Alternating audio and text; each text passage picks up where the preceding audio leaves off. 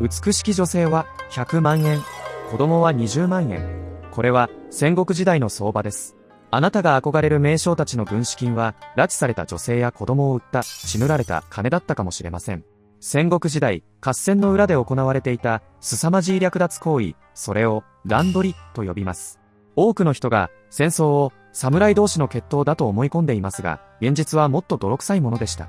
当時の軍隊の主力は農村から動員された足軽や増兵です。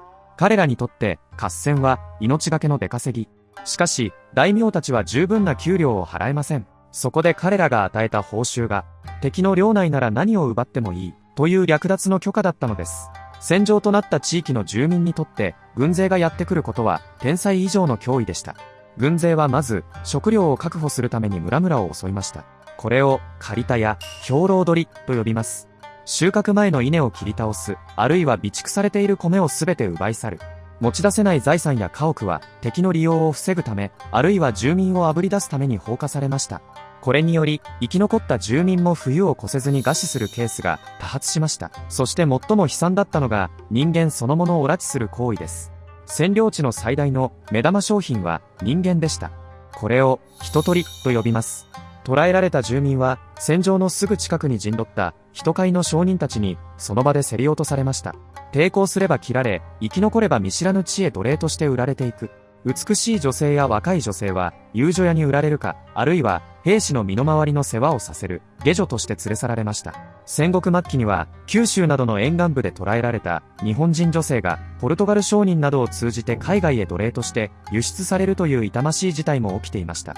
子供が捕らえられた場合、軍勢はあえて親や村に連絡を取り、身代金を要求することがありました。これを買い戻しと呼びますが、貧しい農民に払える額ではなく、結局は売られていくケースがほとんどでした。幼い子供たちは都市部の商家や武家、奴隷的に奉公に出されることが一般的でした。これが戦国時代の戦場周辺で起きていた日常の風景なのです。当時の衝撃的な価格表を見てみましょう。戦国時代の古文書には、乱取りされた人々の値段が生々しく記録されています。若い女性、2貫分から10貫分。約20万から100万円。子供、200分から500分。約2万から5万円。屈強な男性労働力、5貫分。約50万円。驚くべきことに、馬1頭の値段が20貫分。約200万円だった時代、人間の命は馬よりも安く取引されていたのです。なぜこれほどまでに安かったのか。それは合戦のたびに供給過多になるほど大量の人間が捕らえられていたからです。さらに奪われたのは人間だけではありません。家屋の釘や屋根瓦、さらには床板までもが剥がされ、資材として持ち去られました。軍勢が去った後の村には何も残らない地獄絵図が広がっていたのです。では、この乱取りを最も効率的に、そして冷徹にシステム化していた武将は誰か。それこそが、甲斐の虎、武田信玄です。信玄が治めた甲斐の国は、山ばかりで米が取れない、貧しい国でした。最強と呼ばれる武田軍を維持するため、信玄は他国を侵略し、そこから全てを奪い尽くすという過酷な経済モデルを採用したのです。最強武田軍の強さの源泉は、こうした徹底的な略奪による黒い経済でした。その象徴的な事件が1547年の滋賀城攻めです。抵抗を続ける城兵を絶望させるため、信玄は信じられない行動に出ました。討ち取った敵兵3000人の首を城の周りにずらりと並べたのです。さらに、城が落ちた後、信玄は生き残った女性や子供たちを全員捕らえ、甲府へと連行しました。抵抗する者は処分され、価値があると判断された女性や子供は商品価値を下げないように慎重に拉致されました。連れ去られた膨大な数の人々はどこへ消えたのでしょうか。実は軍勢のすぐ後ろには人飼いと呼ばれる民間業者たちがハイエナのように付き従っていました。彼らは兵士が捕らえてきた人間をその場で買い取り、全国各地のネットワークへ流していたのです。その行き先は多岐にわたります。有力武家や商家の奴隷労働者、宿場町の遊女、そして最も恐ろしいのが海外への輸出です。当時、日本に来航していたポルトガル商人などは、人買いから買い取った日本人女性や子供を火薬や武器との交換条件として東南アジアやヨーロッパへ連れ去っていました。1人当たり2貫分から10貫分。現在の価値で約20万から100万円程度で取引され拉致された人々。彼女たちの運命はあまりにも残酷でした。捕らえられた女性たちは兵士の慰み者にされるだけでなく、調理や洗濯などの雑用を強制され、最後には遊女屋や商家へ売却されました。子供たちは将来の労働力として重宝されましたが、親から引き離されたストレスや不衛生な移動環境により、目的地に着く前に命を落とすことも少なくありませんでした。信玄のような大名にとって、乱取りされた民衆は最新兵器を手に入れるための外貨と同じ扱いだったのです。捕らえた人間を売って得た金で最新の武器を買い、さらに他国を侵略する。最強武田軍の強さの源泉は、こうした徹底的な略奪による資源に支えられていたのです。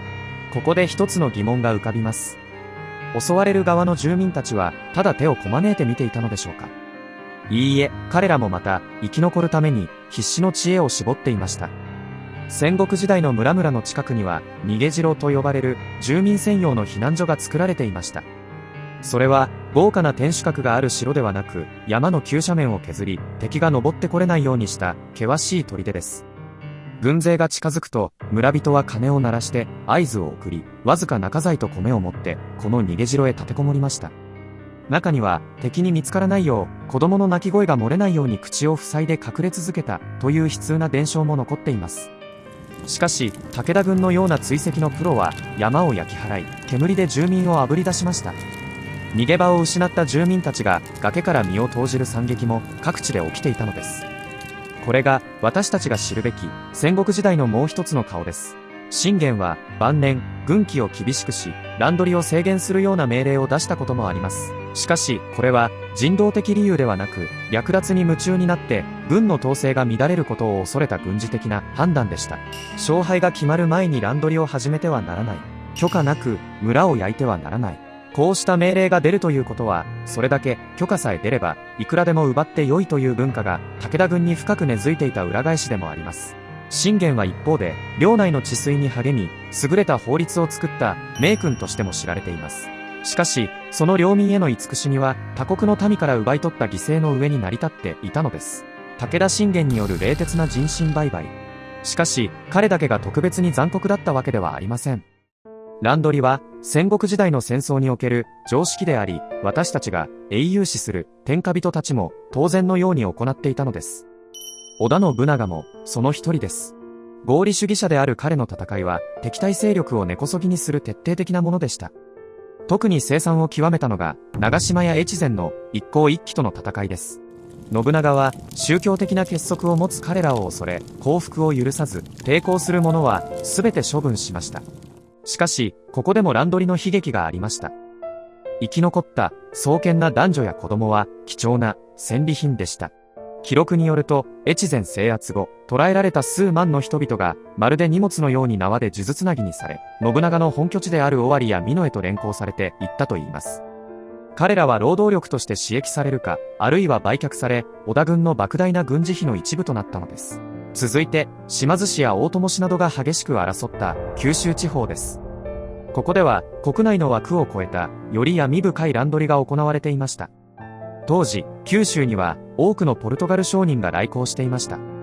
現地の宣教師、ルイス・フロイスの記録によれば、戦乱で捕虜となった日本人の男女や子供たちが、二足三門の値段で商人に売り渡されていたと言います。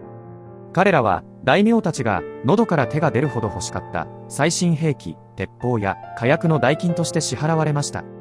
そして、家畜同然に南蛮船に乗せられ、マカオやインド、遠くはヨーロッパまで商品として輸出されていったのです。海を渡った彼らを待っていたのは、想像を絶する苦難でした。マカオやインド、遠くはヨーロッパの市場で、彼らは家畜同然の安い値段で取引されました。ある者は過酷な肉体労働に使い潰され、女性や子供の多くは、現地人の欲望を満たすために買われたと伝えられています。ごく稀に自由を得たという記録もありますが、大多数は二度と故郷の土を踏むことなく、異国の地で名もなき生涯を終えていったのです。現代の私たちが歴史を見るとき、ついつい華やかな合戦や武勇伝に目を奪われます。しかしその絵の隅で捕らえられ、悲しみに暮れて故郷を去り、二度と戻らなかった人々がいたことを忘れてはなりません。今回の内容、あなたはどう感じましたか？戦国時代だから仕方ないのか、それともあまりに非道なのか。ぜひコメント欄で意見を聞かせてください。ご視聴ありがとうございました。